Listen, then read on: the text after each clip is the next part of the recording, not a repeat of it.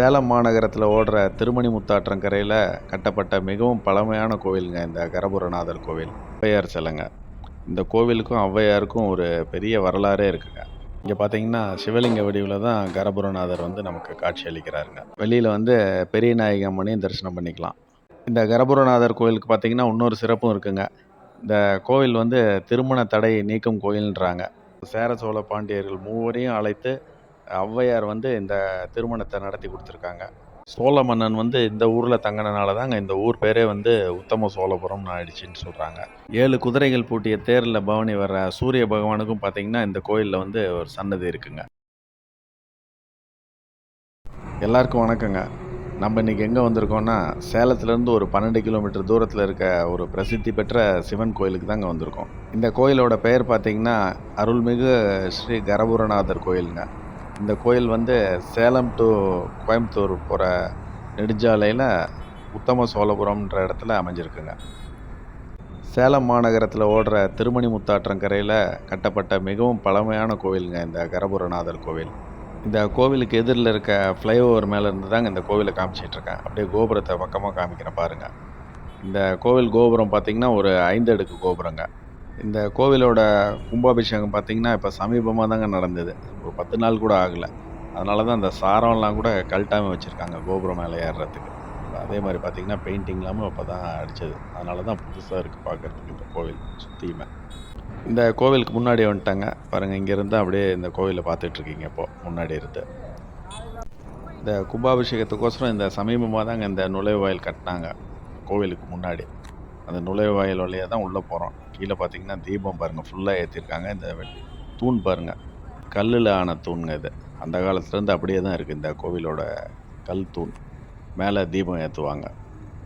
இந்த கோவில் கோபுரத்துக்கு கீழே பார்த்தீங்கன்னா பக்கத்தில் ஒரு சிலை இருக்குது பார்த்தீங்களா? யாரோட சிலை தெரியுதுங்களா? ஔவையார் சிலைங்க. இந்த கோவிலுக்கும் ஔவையாருக்கும் ஒரு பெரிய வரலாறே இருக்குங்க. நான் உங்களுக்கு போக போக உங்களுக்கு அந்த வரலாறுலாம் சொல்கிறேன். இங்கே கோவிலுக்கு வரவங்களே பார்த்திங்கன்னா எல்லாருமே ஔவையாரை வணங்கிட்டு தான் உள்ளே போகிறாங்க. இந்த கரபுரநாதர் கோவில் பார்த்திங்கன்னா ஒரு 1000 ஆண்டுகள் பழமையான கோயிலுங்க. சங்க காலத்தில் 10ஆம் நூற்றாண்டில் சோழ மன்னர்களால் கட்டப்பட்ட கோயில் தாங்க இந்த கோவில். இந்த கோவிலோட கோபுரம் பார்த்திங்கன்னா 12ஆம் நூற்றாண்டில் தான் கட்ட ஆரம்பிச்சிருக்காங்க. ஆனால் கம்ப்ளீட் ஆனது பார்த்திங்கன்னா இப்போ தாங்க 1992 தான். இந்த ராஜகோபுர வாசல் வழியாக உள்ளே நுழைஞ்சோடனே பார்த்திங்கன்னா மூலஸ்தான வழியும் இருக்குங்க. ரொம்ப தூரம்லாம் நடக்க தேவையில்லை. மூலஸ்தானத்துக்கு முன்னாடி இருக்க மண்டபத்துக்குள்ளே தாங்க அப்படியே போகிறோம். இந்த மண்டபத்துக்கு வலதுபுறமாக பார்த்திங்கன்னா நவகிரகங்களும் வச்சுருக்காங்க. நவகிரக தரிசனம் பண்ணிவிட்டு அப்படியே உள்ளே போகலாம்.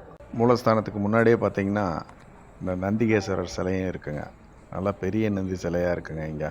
இந்த மண்டபத்திலேருந்து நேராக நீங்கள் பார்த்துட்ருக்கிறது கரபுரநாதர் சுவாமி சன்னதிங்க. அதே வலதுபுறமாக இந்த பக்கம் இருக்குது பாருங்கள். இப்போ காமிக்கிறேன் பாருங்கள். இது பெரிய நாயகி அம்மன் சன்னதி. 2 சன்னதியுமே இங்கே பக்கம் பக்கமாக தாங்க இருக்குது. குணசீலன்ற சிறு சிவபக்தருக்கோசரம் இங்கே இருக்க சிவலிங்கம் பார்த்திங்கன்னா கொஞ்சம் சாய்ந்த வாக்கில் இருக்கிற மாதிரி இருக்கும்னு வரலாறு சொல்லுதுங்க. கரபுரநாதர் சுவாமியை தரிசனம் பண்ணுறதுக்கோசரம் அப்படியே நம்ம மூலஸ்தானத்துக்குள்ளே வராங்க.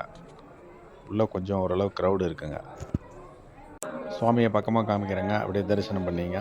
இங்கே பார்த்தீங்கன்னா சிவலிங்க வடிவில் தான் கரபுரநாதர் நமக்கு காட்சி அளிக்கிறாருங்க.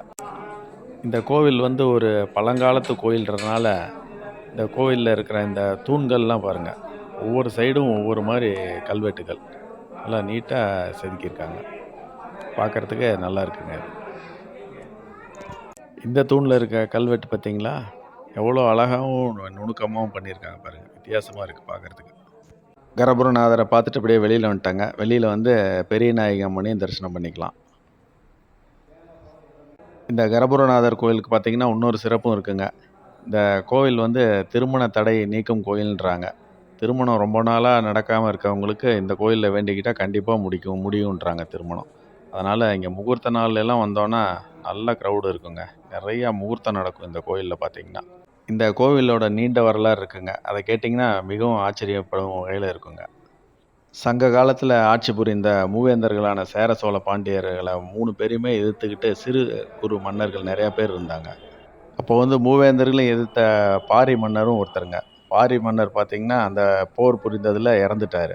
பாரி மன்னனோட நெருங்கிய நண்பரான புலவர் கபிலர் தாங்க அப்போ வந்து பாரி மன்னனோட 2 பெண்களான அங்கவை, சங்கவை 2 பேரையும் வளர்த்துனாருங்க. அப்போ பாரி மன்னரோட மகள்கள் 2 பேத்துக்கும் திருமணம் முடிக்கிறதுக்கோசரம் சேர, சோழ, பாண்டியர்கள் மூவரையும் அழைத்து ஔவையார் வந்து இந்த திருமணத்தை நடத்தி கொடுத்துருக்காங்க. அதனால தான் இங்கே ஔவையார் சிலை வெளியில் இருக்குங்க. பாரி மன்னனோட மகள்களான அங்கவை, சங்கவை 2 பேரோட திருமணம் தடை பெற்றிருந்ததுங்க.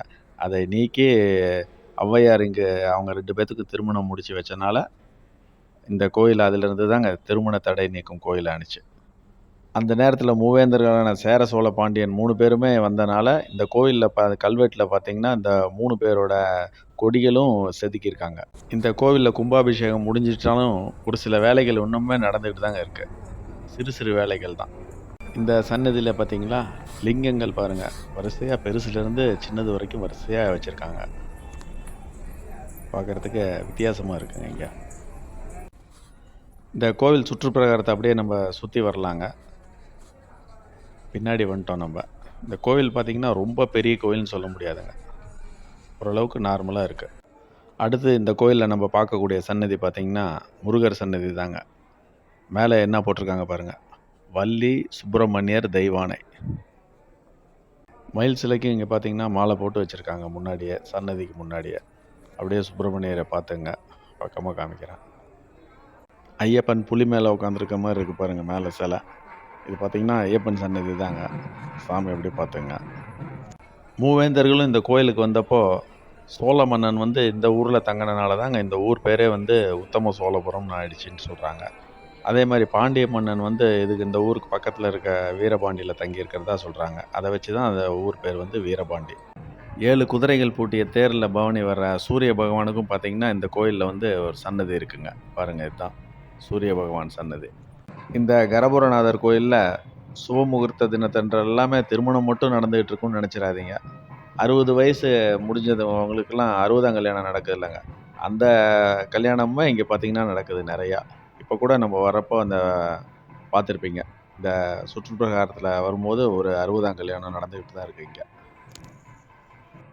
இந்த கரபுரநாதர் கோயிலுக்கு பார்த்தீங்கன்னா தேரும் இருக்குங்க. இந்த தேர் திருவிழா எந்த டைமில் நடக்கும்னா, வருஷம் ஒரு முறை நடக்குங்க. வருஷம் வருஷம் வந்து சித்திரை மாதத்தில் வந்து திருவிழா நடக்கிற டைமில் தேரும் இழுப்பாங்க இந்த கோயிலில். இந்த கோவில் கல்வெட்டில் என்ன போட்டிருக்கு பார்த்தீங்களா, 1987ஆம் வருஷத்தில் இந்த ராஜகோபுர திருமண மண்டபம் அடிக்கல் நாட்டு விழா நடந்திருக்குங்க. அந்த அடிக்கல் நாட்டியவர் பார்த்தீங்கன்னா, அப்போதைய தொழில் மற்றும் வேளாண்மை துறை அமைச்சர் கா. ராசாராம் அவர்கள்னு போட்டிருக்கு. இந்த கோயிலிருந்து அப்படியே நம்ம வெளியில் வரோங்க. இந்த கோவில் கோபுரத்தையும் பக்கத்துலேயே இருக்க ஔவையார் சிலையும் இன்னொரு தடவை பார்த்துங்க. அப்படியே இந்த கோவில் பார்த்திங்கன்னா, சேலம் கோவை நெடுஞ்சாலைக்கு மிகவும் பக்கமாகவே இருக்குங்க. பாருங்கள், இதுதான் கோவை நெடுஞ்சாலை.